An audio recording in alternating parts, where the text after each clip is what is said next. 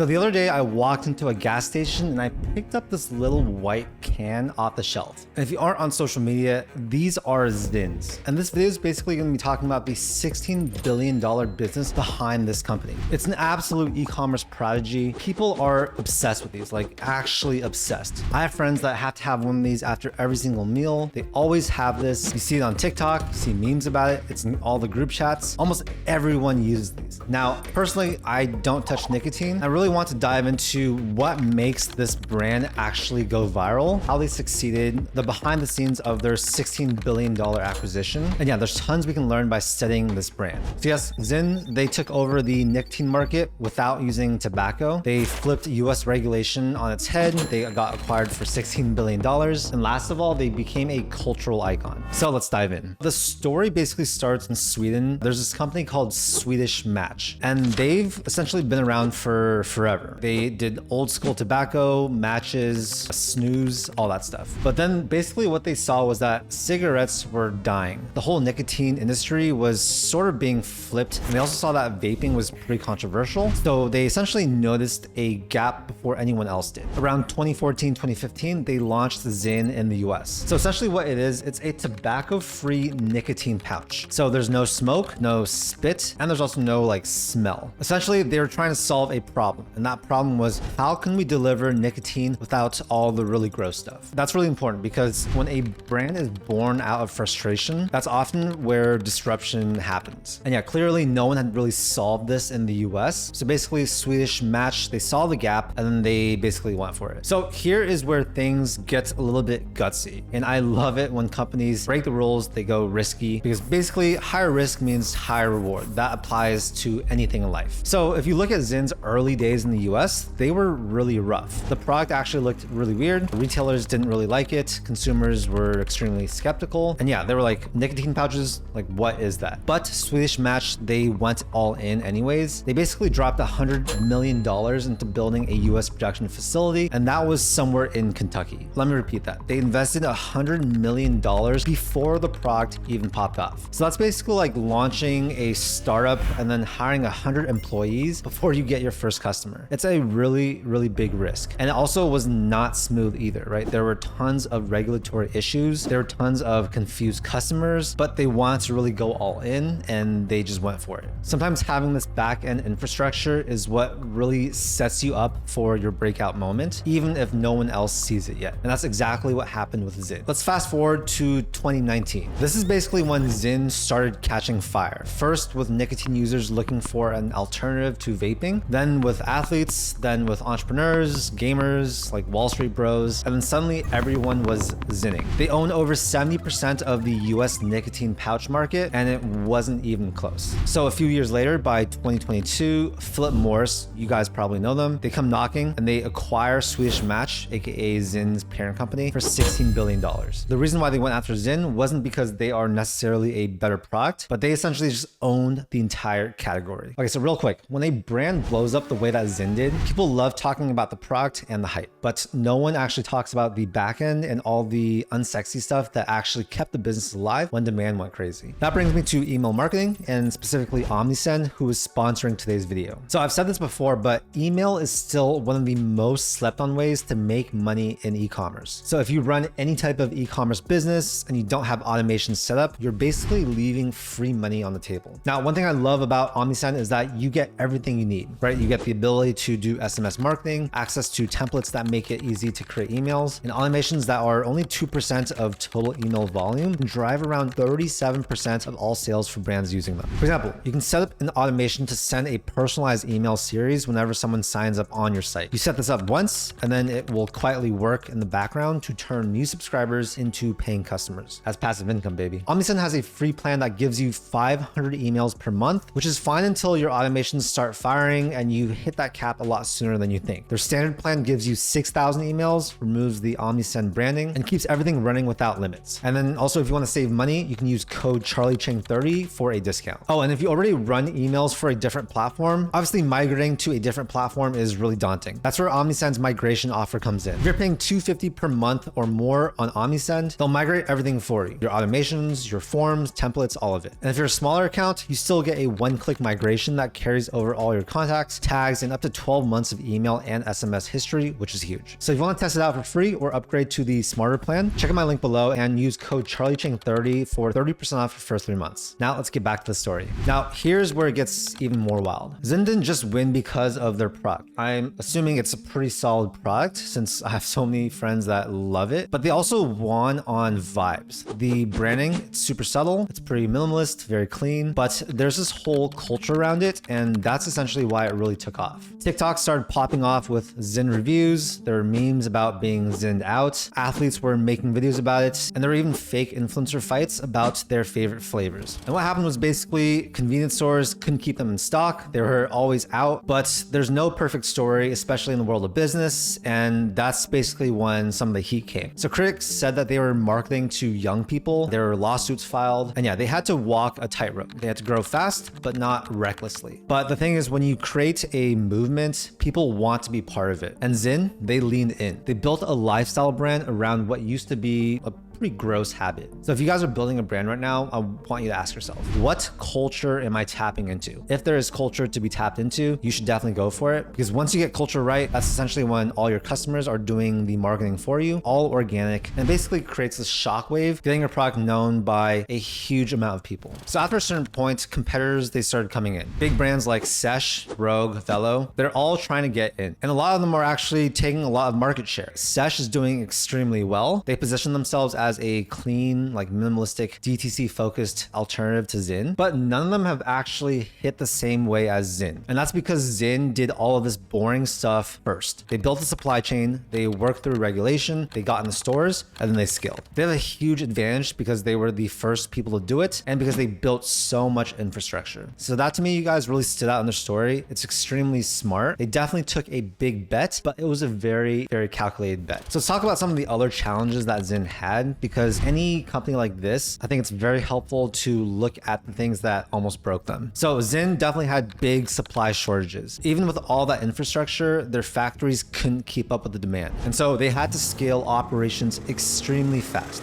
And when you scale that quickly with a regulated substance, that is a nightmare. They also faced a bunch of mounting legal pressure. There were accusations of them marketing to really young people. There were calls for bans. Politicians were getting involved. But instead of backing off, ZYN doubled down. They expanded production, they lawyered up, and then they basically wanted to play the long game. I think this is where most businesses tap out, but ZYN's playbook was be ready when everyone else quits. It's not a direct overlap, but I love this lesson because the takeaway is just you need to be ready. There are opportunities flying around everywhere, but most people can't see them because they're not ready. They're not prepared to see those opportunities. And so if you're prepared, meaning you have the work ethic, you have the skills, when something great, a great opportunity flies by next to you, that's when you can actually see it and that's when you can grab it. Most people aren't getting lucky. They're not doing things because they actually can't see the opportunity. And that's essentially because they're not ready. So the takeaway is you gotta be ready. And that's why building skills, in my opinion, is the best thing you guys can do. Okay, going back to ZYN, let's talk about the numbers. They have over 70% US pouch market share. They saw over 60% year-on-year growth at their peak, and they were acquired for $16 billion by Philip Morris. So once you have those types of numbers, it's not just a business. It's basically category domination. And so what we saw was ZYN didn't win by just being loud. They won by solving a problem, going to market first with the infrastructure already in place. So what can you guys take away from all this? One is don't just improve a product, create a new category. Of course, this doesn't apply to every type of business because certainly there are tons and tons of companies out there that just took an existing product, improved it, and saw success that way. But the thing is they didn't create a new category and they didn't really dominate that category. That's because they didn't make it. ZYN did not try to make a better cigarette. Instead, they made cigarettes irrelevant. Two is they built with culture. People don't just buy products. They join movements. And so ZYN tapped into productivity culture, gym culture, hustle culture. They got everywhere on social media and they took advantage of all this free organic marketing. When you have culture, that's when you get free marketing. And think about it. If you don't spend on marketing, but you're getting tons and tons of business, customers, clients, you can basically scale infinitely. 3 is they scaled like they were already winning. Now, obviously taking big risks like this is very risky and I don't suggest everyone do it, but when you really believe in something and you think that's the right direction for the company, doubling down on that before all the hype is really going to set you up. Having that type of conviction is extremely rare, but as an entrepreneur, it's really important that you have conviction in whatever it is that you're building. You won't necessarily take the same crazy risks that ZYN did, but I guarantee you, if you have the conviction, if that's built deep inside of you, you will build a better business and you'll also work harder. So yeah, that's the billion-dollar business behind ZYN.